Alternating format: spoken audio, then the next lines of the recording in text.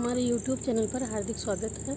जैसा कि आप सबको पता है कि राज्य प्रशासन की तरफ से आदेश आ गया है कि प्रत्येक शिक्षक को अब लेसन प्लान बनाना होगा और लेसन प्लान बनाने के लिए आवश्यक है कि उसकी जानकारी होनी चाहिए। इस संबंध में आज हम मंजरी पुस्तक का चिर महान नामक कविता का लेसन प्लान लेकर के आए हैं। आप उसको जानने के लिए इस वीडियो को पूरा देखें और समझें। शिक्षण योजना के अंतर्गत आज हम चिर महान नामक कविता की पाठ्य योजना बनाते हैं। तो यहाँ सबसे पहले आप पाठ्य योजना में जो संख्या हो आपकी पाठ्य योजना की उसकी संख्या लिखिए। फिर विद्यालय का नाम, जिस विद्यालय में आप अध्यापन कार्य करते हैं उस विद्यालय का नाम, और इसके बाद देखिए 5 कॉलम खींचे गए हैं। पहला दिनांक, फिर कक्षा, विषय, कालांश और अवधि, और इसके बाद प्रकरण में चिर महान लिखा गया है। फिर है सामान्य उद्देश्य। सामान्य उद्देश्य में है नंबर 1 बच्चों में हिंदी विषय के प्रति रुचि जागृत करना। नंबर 2 बच्चों में कल्पना शक्ति का अवसर प्रदान करना। नंबर 3 बच्चों को धारा प्रवाहगत तथा शुद्ध उच्चारण के साथ कविता पढ़ना सिखाना। नंबर 4 बच्चों का हिंदी कविता के माध्यम से उनका मानसिक विकास करना। फिर नंबर 5 है बच्चों को हिंदी कविता के माध्यम से प्रगतिशील बनाना। इसके बाद है विशिष्ट उद्देश्य। बच्चे उन व्यक्तियों के प्रति आदर तथा प्रेम का भाव रखेंगे जिनका जीवन मानव के कल्याण तथा भलाई में बीता हो। नंबर 2 बच्चों के अंदर समस्त प्राणियों के प्रति रक्षा की भावना जागृत होगी।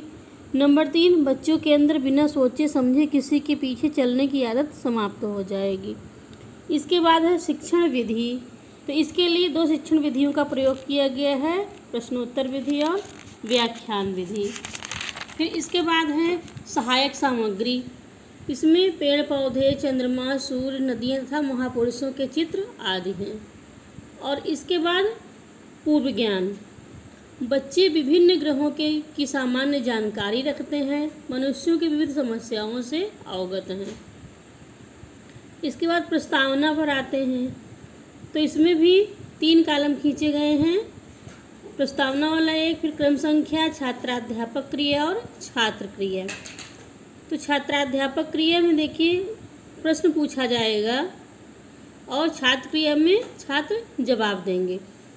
तो इसमें है वह ग्रह बताओ जहाँ जीव जंतु रहते हैं। तो बच्चे बताते हैं पृथ्वी। फिर इसके बाद है अगला प्रश्न, पृथ्वी पर रहने वाला सबसे बुद्धिमान प्राणी कौन सा है। तो बच्चों की तरफ से जवाब आता है मनुष्य। इसके बाद मनुष्य जब परेशान अथवा किसी समस्या से ग्रस्त होता है तो वो कैसा अनुभव करता है। तो इसका जवाब बच्चों ने दिया, दुखी अनुभव करता है। अब इसके बाद दुखी मनुष्य किसे याद करता है। तो बच्चे बताते हैं ईश्वर को। अब यहाँ पर पूछा जा रहा है अगला प्रश्न, ऐसी कोई कविता बताओ जिसमें कवि ईश्वर से मानव के सुख और कल्याण तथा भलाई के लिए प्रार्थना कर रहा हो। अब यहाँ बच्चे मौन रह जाते हैं तो एक समस्या उत्पन्न होती है। अब यहीं पर से उद्देश्य कथन हो जाएगा। तो उद्देश्य कथन होगा, बच्चों आज हम लोग चिर महान नामक कविता का रसास्वादन करेंगे और इस कविता के रचयिता श्री सुमित्रानंदन पंत जी हैं। वह प्रकृति के सुकुमार कवि कहे जाते हैं।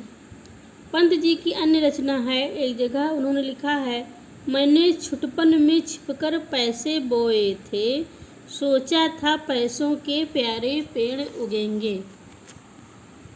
अब इसके बाद है प्रस्तुतिकरण।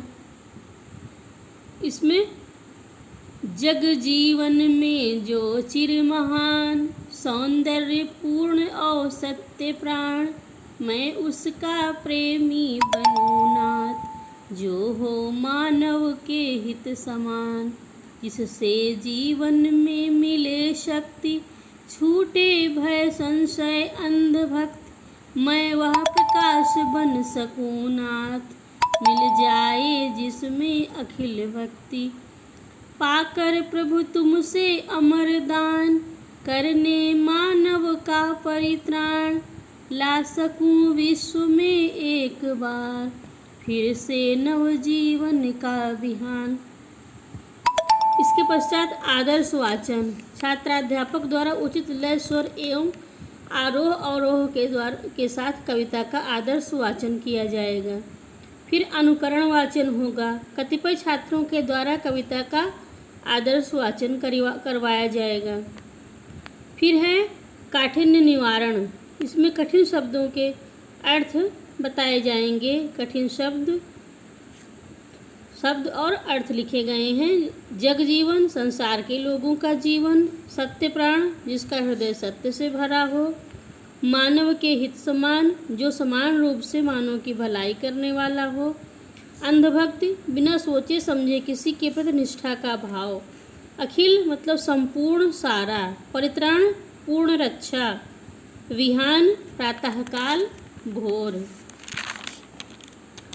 अब इसके बाद सस्वर वाचन। कतिपय छात्रों के द्वारा कविता का सस्वर वाचन कराया जाएगा। फिर है भाव विश्लेषण एवं रसानुभूति। छात्राध्यापक कथन और छात्र कथन। जग जीवन से क्या अभिप्राय है? तो छात्रों की ओर से उत्तर मिलता है संसार के लोगों का जीवन। कवि किसका प्रेमी बनना चाहता है? छात्र मौन रह जाते हैं। तो यहीं पर फिर इसकी व्याख्या की जाती है। कवि लोक कल्याण की शक्ति प्राप्त करने के लिए ईश्वर से प्रार्थना कर रहा है। कवि कह रहा है कि मैं उस व्यक्ति से प्रेम करूं जिसका जीवन इस संसार में महान रहा है और सबके कल्याण में लगा रहा है। कवि कैसा ज्ञान प्राप्त करना चाहता है? तो इसमें बच्चे बताते हैं संदेह, डर इत्यादि समाप्त हो जाए। फिर अगला प्रश्न है कवि कैसी भक्ति नहीं चाहता? बच्चे मौन रह जाते हैं।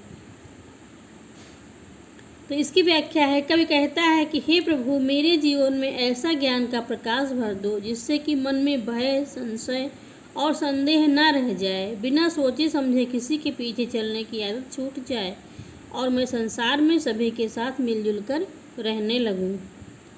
फिर छात्राध्यापक कथन है कवि क्या बनना चाहता है? तो छात्र बताते हैं प्रकाश। कवि कैसा प्रकाश बनना चाहता है? बच्चे मौन रह जाते हैं। तो यहाँ पर व्याख्या की जाती है कवि मानव कल्याण की इच्छा को प्रकट करते हुए कहता है हे प्रभु, आपसे ज्ञान का प्रकाश प्राप्त करके मैं संसार के प्राणियों की रक्षा करते हुए उनको जागरण का संदेश दे सकूं और इस संसार में नव जीवन का सवेरा ला सकूं। भाव यह है कि संसार में नई प्रगति आ सके। इसके पश्चात आदर्श वाचन छात्राध्यापक द्वारा किया जाएगा। अनुकरण वाचन कतिपय छात्रों के द्वारा करवाया जाएगा। फिर है मूल्यांकन प्रश्न। कवि विश्व में नवजीवन का विहान क्यों लाना चाहता है? इस कविता का शीर्षक चिर महान है। यदि आपको इसका शीर्षक रखना हो तो आप क्या शीर्षक रखेंगे? और फिर अगला प्रश्न है जग जीवन से क्या अभिप्राय है? और फिर है अगला शामपट्ट कार्य। छात्राध्यापक छात्रों से शामपट्ट कार्य उतारने के लिए कहेंगे। निरीक्षण कार्य। छात्र जब शामपट्ट कार्य को अपनी उत्तर पुस्तिका पर उतार रहे होंगे तब छात्राध्यापक घूम घूम कर उनकी कापियों का निरीक्षण करेंगे। और इसके पश्चात गृह कार्य। संसार में मानव के कल्याण के लिए कौन कौन से कार्य किए जा सकते हैं? इस प्रश्न का उत्तर सबको लिख कर लाना है। और फिर इसके पश्चात सबसे नीचे एक तरफ हस्ताक्षर पर्यवेक्षक और दूसरी ओर हस्ताक्षर छात्राध्यापक के रहेंगे। इस प्रकार ये हिंदी भाषा की कविता का शिक्षण प्लान जो है वो समाप्त होता है। और अगर आपको अच्छा लगे तो इसको लाइक करिए, शेयर करिए और कमेंट बॉक्स में ज़रूर लिखिए। यदि आप हमारे चैनल पर नए हो तो हमारे चैनल को अवश्य ही सब्सक्राइब कर लें ताकि आपको नई नई जानकारी प्राप्त हो।